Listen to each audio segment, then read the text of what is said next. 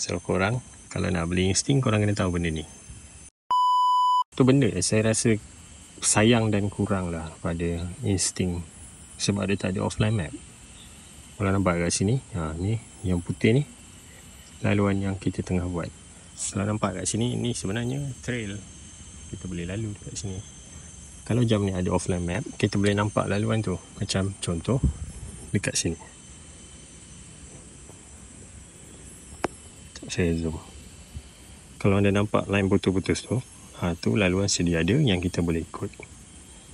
Tapi sayang, dekat insting ni tak ada.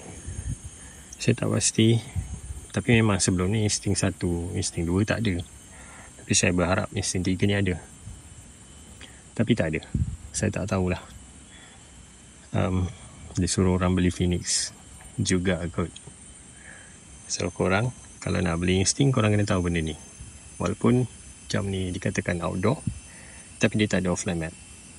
Buat masa ni, saya tak pasti, mungkin ada perancangan lain akan letak akan datang, tapi buat masa ni memang tak ada. So kalau nak beli guna untuk hiking, anda kena maklum yang jam ni tak ada offline map.